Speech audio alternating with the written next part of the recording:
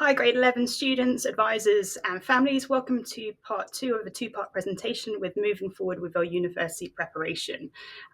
If you haven't done already an advisory, can we please make sure that you watch the first episode? So that is looking at university as a best fit, how to identify that for you. But in this session, we're going to be looking more at applying to different countries. So just as a quick reminder, you would have seen us all hopefully already in your first kind of set of one-to-ones. But myself, I'm Miss Hollins, I'm from Kraken House. And Mr. Subanda, Phoenix House. I'm Ms. Charushala from Pegasus. Mr. Forrester from Dragon House. Okay, so let's move forward in the presentation.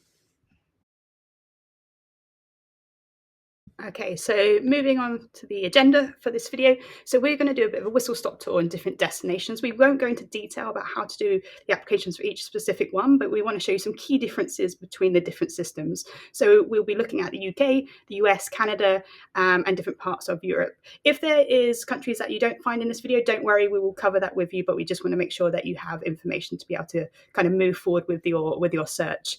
We'll also re-highlight any resources that we've got on Schoology related to country destinations that might be useful at this part of the process, and also going on to Maia with our country's destinations task. So I'm going to just give you a quick overview of the UK system. The UK is quite interesting in terms of it having a centralised system. So you are not applying to individual destinations. You are applying through a system called UCAS.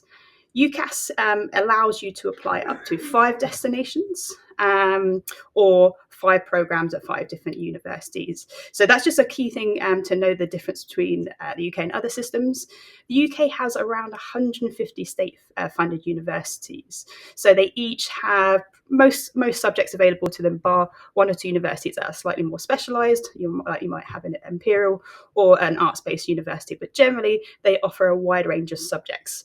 In the UK, if you are applying to study a subject, it is usually about 3 years in length, and you're applying to study that subject completely. So if I'm applying for economics, my courses over year 1, 2, 3 are all going to relate to studying economics. So as I mentioned, you have 5 choices. If you are looking to study medicine, dentistry, or veterinary medicine, you actually only have 4 of those 5 choices. And then that allows you to have an additional 5th choice in something else. Normally it's related, but that is a key difference. Another thing that's quite useful to know is if you're a student looking at applying to Oxford or Cambridge, you actually can only apply to one or the other. You cannot apply to both. The UK is a credential-based system, which means that universities will state the minimum education requirements. So they're often really clear about this in terms of, for example, overall IB points. They might say we want 34 points, but we want these points at these higher levels, or we'd like you to have these subjects, for example. That can sometimes happen when there's subjects that are related to what you're going to study. So, for example, if you're looking to study economics, they may ask for a specific score in maths and so on. So the UK has 2 centralised deadlines that you need to be aware of. And then we have our own in-house deadline that falls slightly earlier, so we can make sure we have everything so it's a smooth application process. So just so you know, if you're looking at Oxford or Cambridge, or if you're looking at medicine, dentistry, veterinary medicine, your actual application will fall early. It will be the 15th of October of grade 12. Where if you're looking at any other courses, that is called the equal consideration deadline, and that was going to fall in the middle of January next year, so around the 15th of January. So as you can see, our deadlines are October 6th or December 4th to make sure everything is ready, so we get everything off nice and early before the holidays. So just some key things to know. As I mentioned, it's a credential-based system. So predominantly the UK, as it's specialised, you're going to be studying that one subject. They are looking at academics. But the other thing they're looking for is your motivation and interest to study that specific subject. So in order to address that or to show that motivation, you have to provide a personal statement as part of your application. So your personal statement has been historically around 1 page, so it's 4,000 characters, that speaks to your academic engagement, motivation, and so on with that specific subject. It's still going to be the same this year, but there is a change in format. So rather than 1 page, they are breaking it down into 3 boxes. So again, that's going to cover motivation, academic preparation, and extracurricular preparation related to the subject that you are going to be applying for. So no need to worry about personal statement. We will come and support you with that and talk you through exactly how to write your personal statement during your English classes around March and April time. Just a couple other things that's worth noting. There are foundation courses available, so often there's an additional year at the start of a 3-year degree. If, for example, you might not quite meet the entry requirements, or if you're not taking any AP or IB subjects, or if there maybe your grades are slightly low for entry. Last thing is the reference is actually provided by the college counsellor. So we're speaking to your academic suitability to study that subject, and we do that by taking on academic information from appropriate teachers. Using the example of economics, that may be your maths teacher or your AP microeconomics teacher, but we will help do that for you. So there's nothing else that you would need to do as part of that process.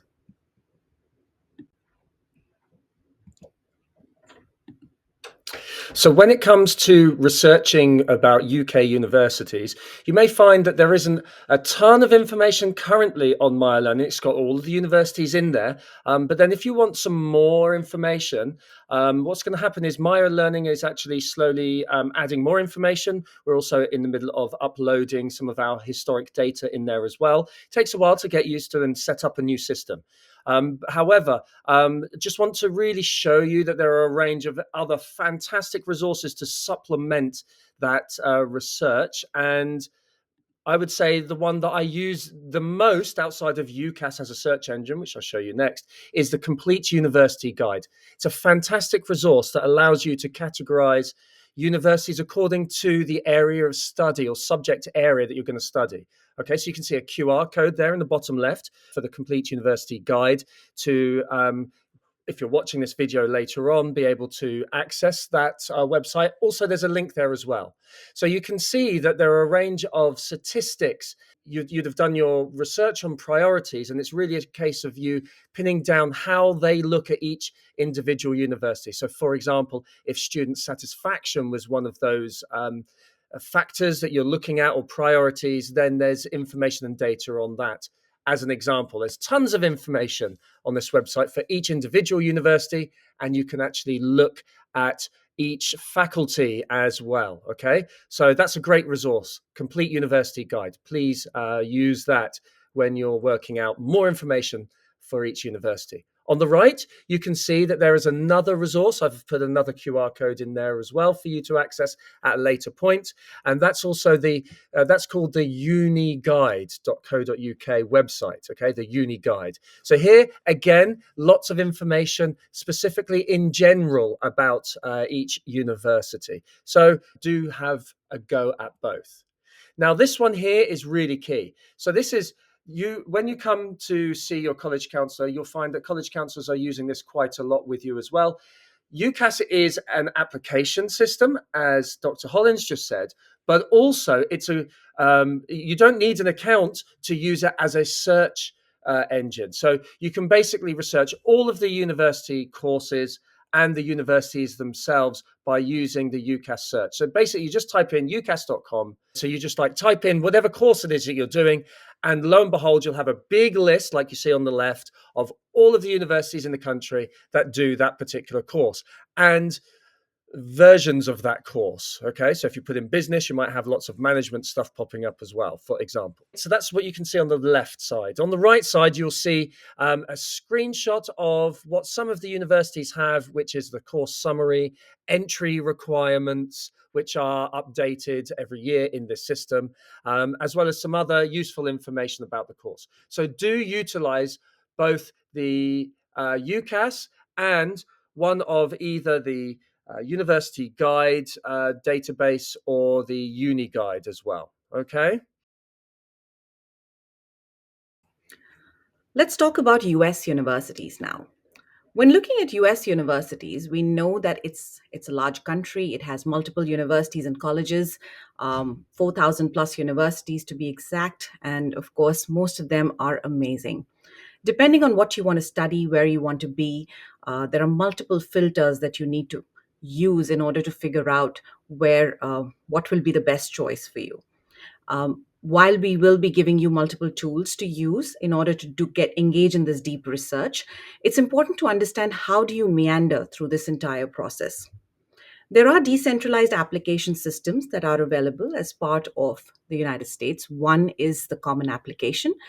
So, most universities are set up on a Common Application portal, which basically means that you can add in multiple colleges and apply to those. We will be setting up advisory workshops to get you started on the Common App. Of course, there are university specific application portals like Georgetown or MIT, and those are also important to understand depending on whether you're applying to those colleges. There are multiple application portals that are available for specific universities like University of California, so all the UC Berkeley's and UCLA's of the world are on a separate application portal. There's Apply Texas, there's Cal State, there's Penn State. There are so many others. So idea is for us to get familiar with those and be able to add our details on these application portals effectively so that we are able to communicate to universities about our profile, about everything that we have done in the last few years from grade 9 through grade 12. What do we communicate in these application systems? One of them is obviously a very important area, which is your essays and your supplements. A lot of students stress over essays and supplements. Of course, there are going to be multiple workshops once again around handling your college application essays. Um, what we must understand is there is going to be one personal essay, which is a 650-word representation of who you are. There are multiple essay prompts that are given to you, and you can choose from that. Or you could write your own essay and try and fit into one of those prompts. There are also supplementary essays that are to be written for various universities. They could be, so there are quirky questions like, if you could put a message in a bottle, what would it say? Why are odd numbers odd? So at the end of the day, these college essays are there so that universities understand not just what you know, but how do you think.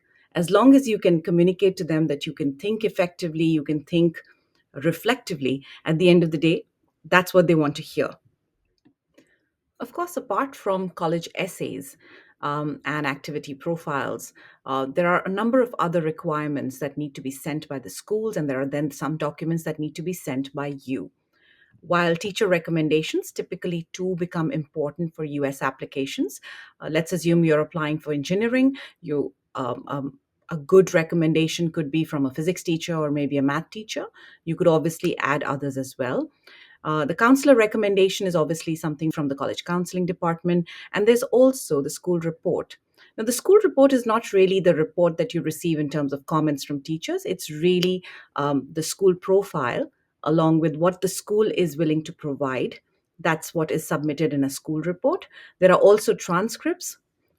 So the US application process is definitely really extensive. Apart from college essays, you also require multiple other documents.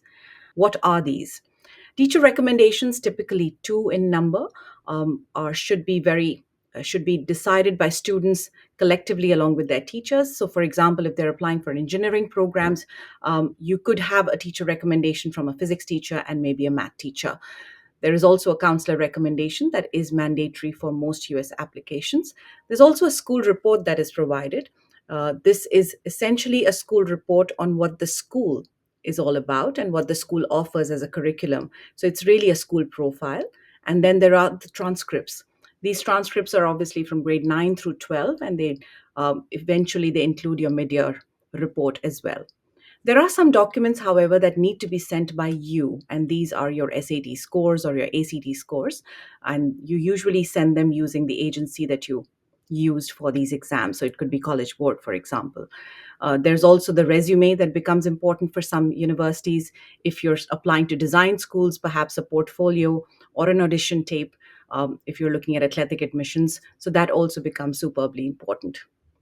Now, there is obviously another really important element for US applications, and those are the deadlines. So it can be super confusing sometimes meandering through these deadlines and what's important, which one should I go for? Definitely meet up with your college counselor to understand this better. In a nutshell, there are early deadlines and there are regular deadlines. Among early deadlines, there are early decision deadlines and early action deadline.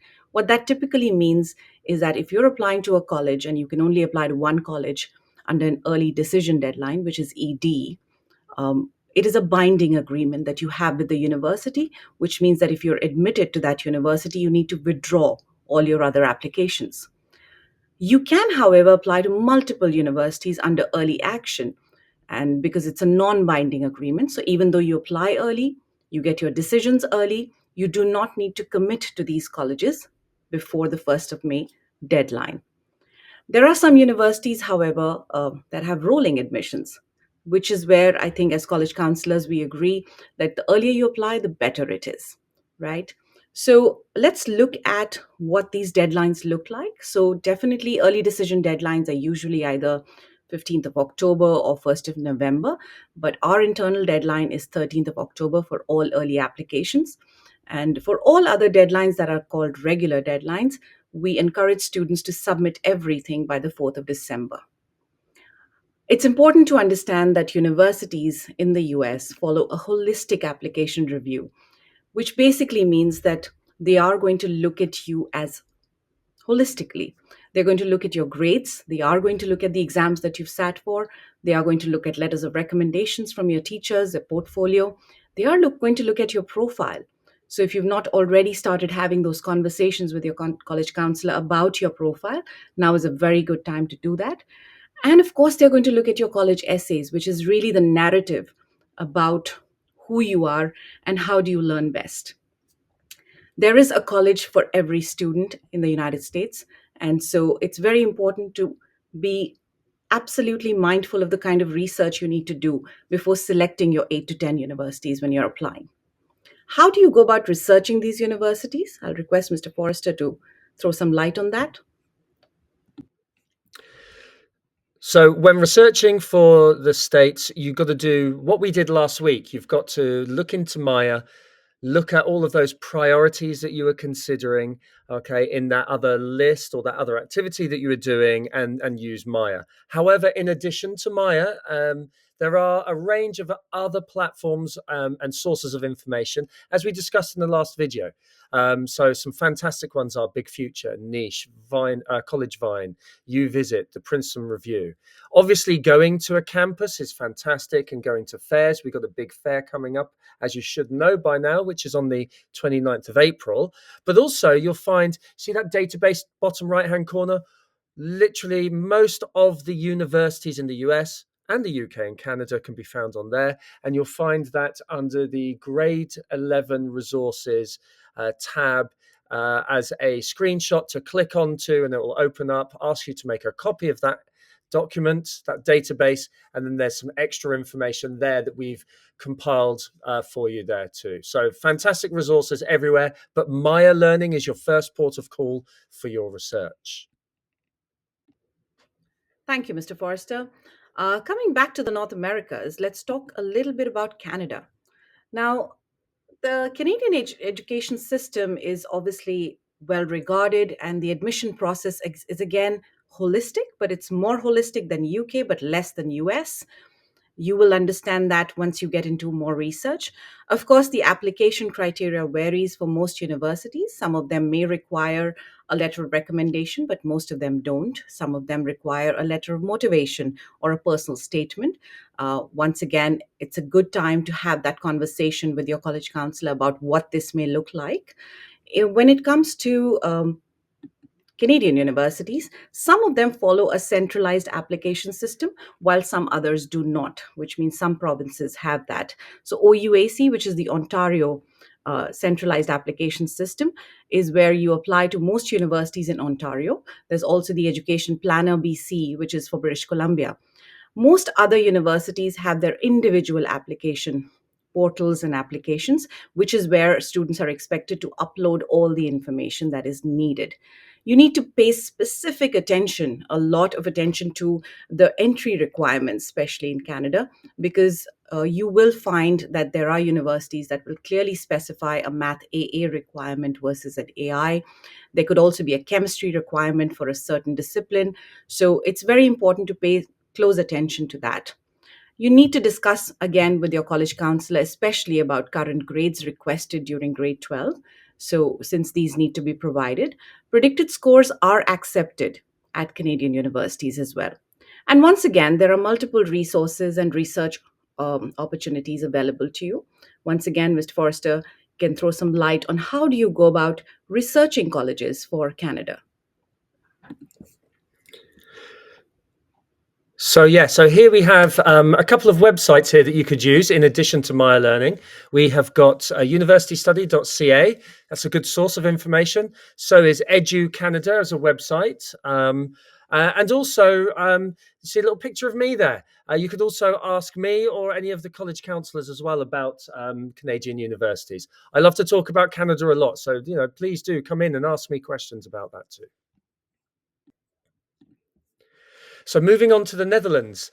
So in the Netherlands, you have three main types of universities, right? You've got the research universities.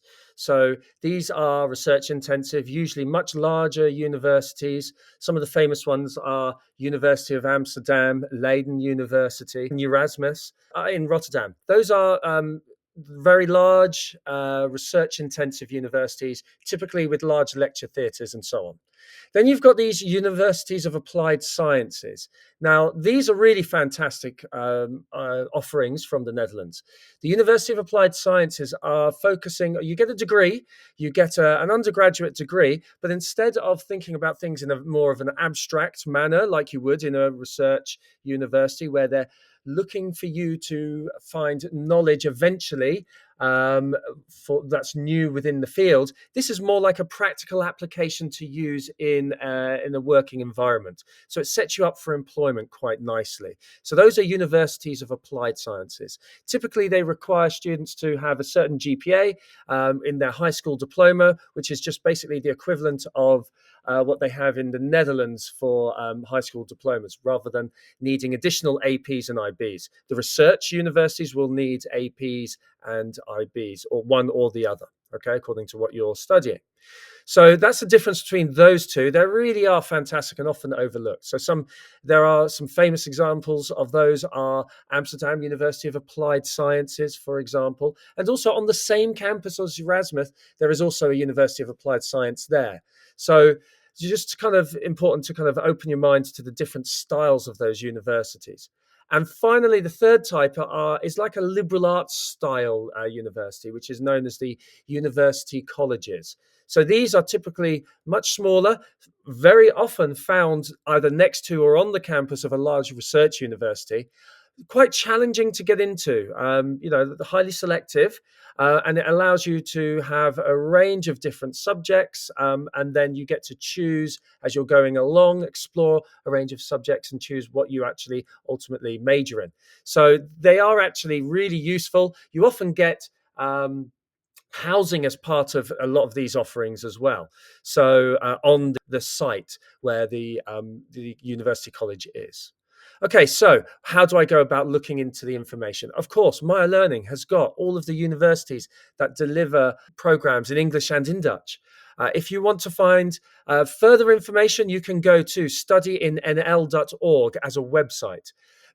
All of the English taught programs will be found in studyinnl.org. You go onto programs, search programs, and then from there select bachelor, and then you'll see over 300 courses that are delivered in English in the Netherlands. It's a very popular destination from not just from our students, but also worldwide in international schools. So in the Netherlands, we talked about generally requiring an IB diploma or an AP for research universities and university colleges, okay? Often there may be a requirement on the GPA as well. Please do check the program requirements carefully when you're looking to apply to these universities. Typically, you can apply to these straight after applying in UCAS. That's something for us to consider next year. Let's not start thinking about that too much at this stage, but usually they will give you 2 to 3 weeks after offering you a place for you to make a decision. So it's usually, if you're applying to the UK or the US as well, it's best to focus on those first and then go to the Netherlands applications afterwards, unless you're applying only to the Netherlands and or Europe. So some of these will require letters of motivations and references, but not all. So we'll talk about that a little bit more as we move through, but just to be aware that there are these letters of motivation for some, not all. Okay, so another important thing for you to be aware of is something called numerus fixus. That means that there are a fixed number of places for specific courses. It's Latin for fixed number. So there are a fixed number of students that they can have, so therefore they're a lot more selective. They're popular courses, but also it means that there is a fixed number of those that you can apply to. So numerus fixus means fixed number, so you can only have 2 numerus fixus courses you're applying to.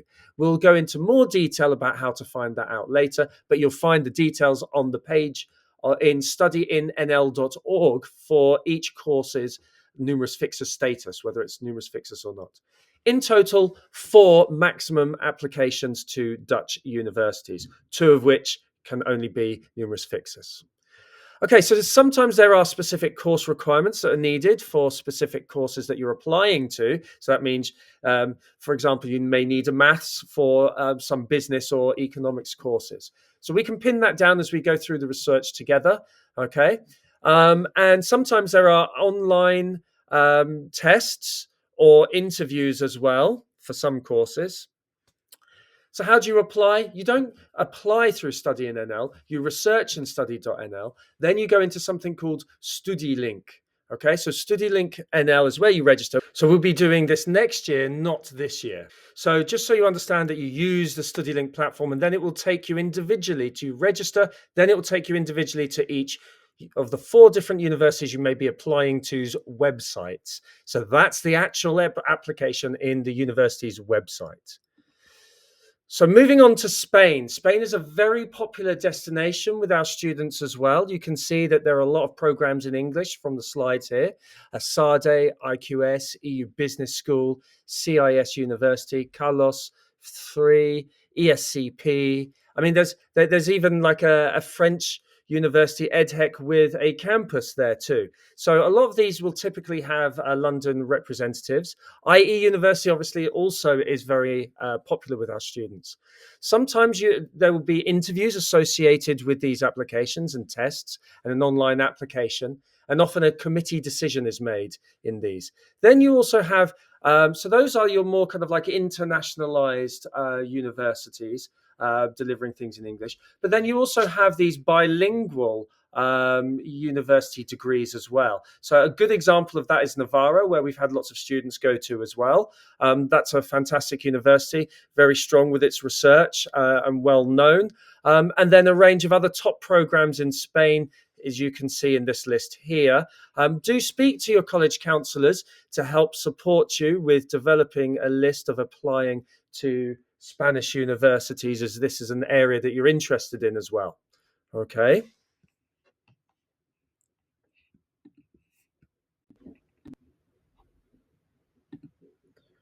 Hello, folks. We've highlighted quite a number of popular destinations that our students go to. However, we would like you to know that we endeavor to really support every student in going to a university of their best fit in a region and within a price range that works for you and your family. We have supported students go to a lot of different countries, and here we're going to highlight some of the universities that students have gone to outside of the popular destinations that have just been highlighted. There are quite a number of US universities and UK universities abroad that a lot of our students have looked into. For example, one of the largest clusters of US universities and some UK universities you'll find is in the Qatar Education City, where we have HEC Paris, we've got Weill Cornell School of Medicine. We have other UK universities like University of Aberdeen and Newcastle. Very good technology and engineering universities like Northwestern and Carnegie Mellon. So that presents quite an interesting cluster of universities. However, we do have a lot of UK and US universities clustered across Europe and the rest of the world that we had students apply to a lot of those universities, and we are here to help you if these or any other universities are or any other particular destinations what you are looking for. We are here to assist you in that endeavor.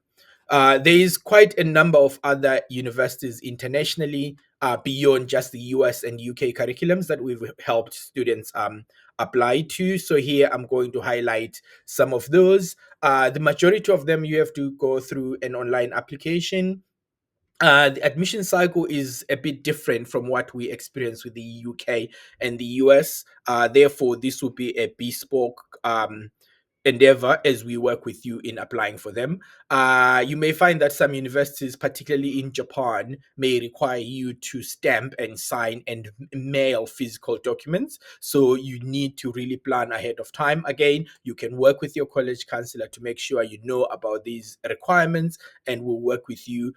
We've had students apply to Hong Kong, universities like Hong Kong Poly, University of Hong Kong, City University of Hong Kong. We've had students apply to Japan, Asia Pacific University, KO, Waseda, Tempo, and so on. We've had students apply to South Africa, the University of Cape Town, Stellenbosch, Wits, and quite a number of our students have applied to Yonsei University, Underwood in South Korea, as well as other universities in China like Duke Kunshan and many other countries. We are always here to help students really research and find what works for them, whether that means trying to get closer to family, maybe trying to experience a particular culture, or really looking for opportunities that meet specific requirements that you're looking for. We will work with you, we will work with your family to make sure that we are able to help you access these opportunities as you need. So that leads us on to thinking about the resources in Schoology. Remember, go to resources. There's a tab there, it's circled there, resources, rather than only looking at updates. So you go to groups, college counselling, then resources. Do click into the grade level resources. Those that have had their initial college counselling sessions with me would have seen me demonstrate this and show you where to find this and all of the great resources that are inside the grade 11 college counselling page. It's a one-stop shop with a to-do list, with information on priorities, that database that we talked to before, video presentations that we've been doing, accessing the Moresby task that you were asked to do in an advisory session before. It's all there. So that's where you go. Grade 11 college counselling, grade level resources in Schoology to catch up with anything that you have missed. And also in Schoology, you will find under resources and under university processes and resources, an exploring options folder. So because we're talking about exploring destinations and opportunities and options around the world, it's really important to show you that we have also got information in Schoology as an additional place to find information on Canada, European universities, UK, US, as well as information on reading lists, supercurricular activities, summer programs, gap years, and so on. So you can find information here, as well as in Maia Learning, which is leading us on to your task, which you need to do. If you've got time to do that in this session, you can make a start. This is obviously a task that you're going to need to do after this session as well, but please start on this task now. So when you go into your dashboard in Maia, you will find a assignment called Destination Exploration. You click it on the view icon on the right, the button, and then it will pop up. And it will show you that you need to look into your resources menu where you'll find country guides. So there's country guides in Schoology, there's country guides in Maia Learning. Read through some of those that interest you. And the idea is that you choose 2 destinations that are not the UK or the US, just to kind of broaden your perspective on different destinations that are out there. And then there is a worksheet there that you can see under the attachment bit that you need to click on, download, save it to your Maia Drive, which I'll show you in a second. Okay. And as you go through these country guides, you're going to then start filling out the document and research. Okay. So how do I find those country guides? In Maia Learning, on the left side, you'll find resources. Click on resources. Then seek out at the top country guides tab or link. Click on that and you'll see a slew of different countries there for you to start to research. If you click on that document that was in the assignment, you will see this document on the right-hand side. So I've got a screenshot of what that looks like here on the right-hand side. It says activity in red, activity researching international destinations. That's the one that you're going to fill out and save to your Maia drive. Make sure when you're saving it to your Maia drive that you're making it visible for your college counsellor so we can see. So it acts as like a OneDrive or a Google Drive for you with all the documents that you're creating in there. And this bottom left image is just a little screenshot to show you what these guides look like when you're on the inside. So basically there's information on tuition costs, what it's like to study in the country, what the country's like, general information on the application process and the styles and types of different universities that are there. Loads of great resources in there, lots of great information. Read through at least 2 different destinations. The idea is that you're thinking beyond what you may be coming into this activity thinking about. So if you might be thinking, I only want to apply to the UK and the US, this is a way to kind of open your mind to all of the other possibilities that are out there. And that's the idea about this. Where in the world may you also see interesting offerings for you? Okay, so that's it for now. The idea now is that you spend some time on that activity. Go into Maia Learning, log in, go in your dashboard and follow through with this task. Thanks very much, guys. And by the time you see your college counsellor, your second meeting with your college counsellor, the idea is that this is complete by then. Good luck and let's get to it, grade 11.